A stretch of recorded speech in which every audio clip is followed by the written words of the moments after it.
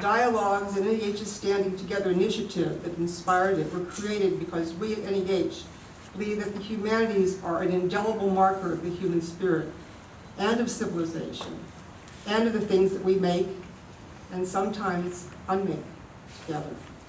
We have a great responsibility and a unique opportunity that will engage U.S. military veterans in discussions about their own experiences in light of the insights, and I should probably say the wisdom as well, they will glean from the humanities. Thank you very, very much for everything you've done and everything that you're going to do as you continue your projects. And also say that I'm so impressed with the variety of your projects. Some of you, of course, are working with Homer. Some are working with Clint Eastwood's American Sniper. Others have gone back to Shakespeare, to Henry IV, Henry V. You have Frederick Douglass. You, of course, have Sassoon. Also Dwight Eisenhower, a rather remarkable voice, and you've looked at Dwight Eisenhower on the military-industrial complex. Then you have Winslow Homer and Maya Lin. The center of our project is a 4-credit course that we offer using a special topics number in the English department. We're building on a project that we did last year that I'll be talking some about tomorrow morning. So what we do is we recruit and train 5 student veterans who are then embedded in the class as discussion leaders, along with the course. So we run the course as a late start course. So the first 6 weeks is training with the student veterans, and then we have 8 weeks of the course. Along with that, we do various public events. In this upcoming program, we're going to do a day of humanities programming on November 12th, because Veterans Day falls on a Sunday this year.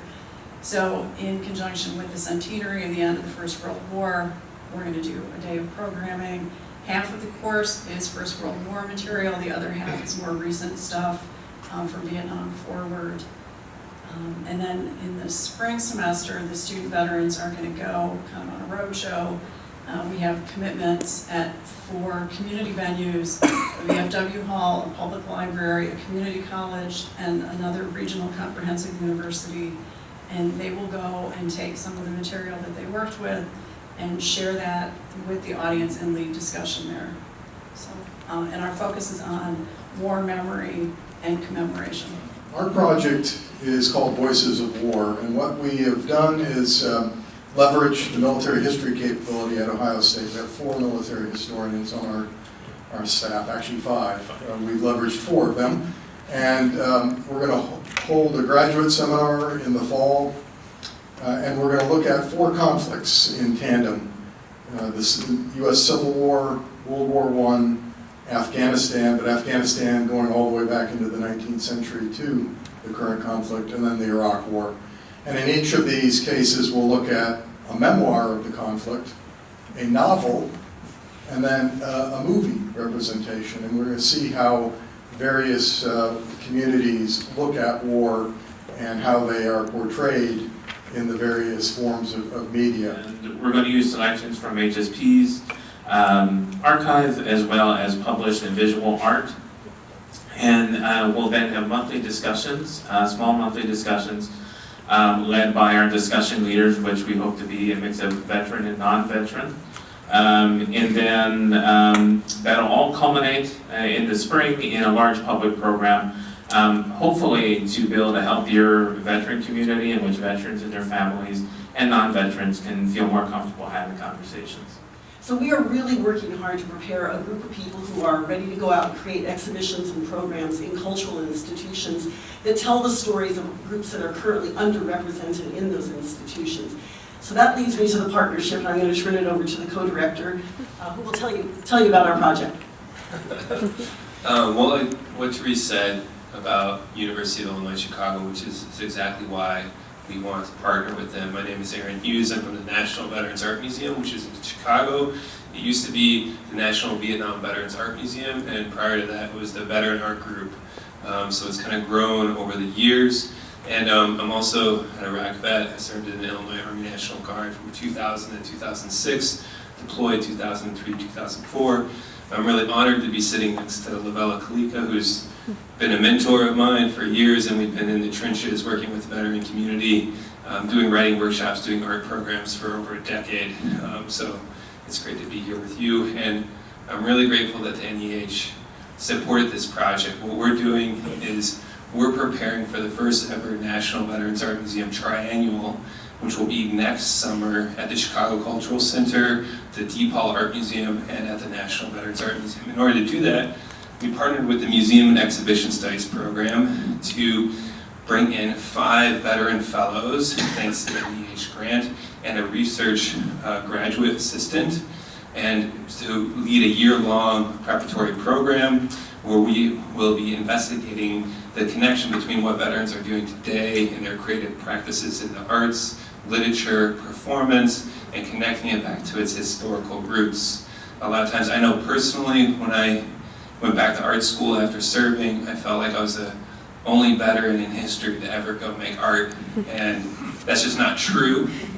And a lot of veterans today still feel that way. They feel like they're isolated, and what we're interested in is digging in and connecting to those historical roots that connect us to the Dada artists, the Surrealist artists, the Abstract Expressionists, the pop artist. Rauschenberg was a World War II veteran. You know, it's important to connect back to these historical roots and push past the kind of hero-victim discourse that perpetuates around veterans and get into the nuances of how veterans have played key roles within the cultural movements over the last century. Our project, so I'm the project director, but we're partnering with the Department of Veterans Affairs, the Miami Vet Center specifically, where most of the dialogues will take place. We're holding 2 4-week discussion programs and 1 training session for the facilitators. So the partners include, as I mentioned, the Department of Veterans Affairs Vet Centers, just 1 vet center, and the Wilsonian FIU Museum, which is one of our premier cultural institutions in Miami, as well as Florida State University. And it's a rare thing to see 2 public Florida universities come together in equal parts for one mission and work together. So specifically the Institute for the Study of World War II, headed by Kurt Peeler at FSU, and us at FIU. So the idea for the discussion series, again, like some of you, we will be focusing on a different time period each of the 4 weeks. And we'll be looking for the first week at World War I and taking participants to the Wilsonian Museum where they'll see sort of like the bowels of the museum and also look at visual artwork. In week 2, we think through World War II and we look at primary documents, letters written by veterans of diverse ethnic and racial backgrounds, and then week 3 focuses on the Vietnam War, and we look at video recorded oral histories, and week 4 is about Iraq and Afghanistan, and we focus mainly on literature. Good afternoon. My name is Ron Palmer. I'm from Jefferson Community College, which is approximately 70 miles north of Syracuse, 30 miles south of Canada, and perhaps most importantly, about 7 miles from Fort Drum, home of the 10th Bomb Division. Approximately 20% of our student body currently is veterans, and what we did is we tried to create a course that would allow them to gain better understanding and find ways to express their own experiences by looking at both the Vietnam War and the U.S. Civil War. But I've seen how the veterans themselves have created a narrative for themselves, which has been very empowering. It's not intended to be therapy, it's an English class, but it's highly therapeutic because their peers who are not veterans now get to see them as people, and it debunks some of the stereotypes. It also empowers them because now they're creating a narrative for themselves. The projects you run make a difference. They're essential. There's a lot of ways that we can find the mission of this agency, but this is certainly one of them, an essential part. So I admire what you do. I admire your commitment, what you stand for, and your colleagues.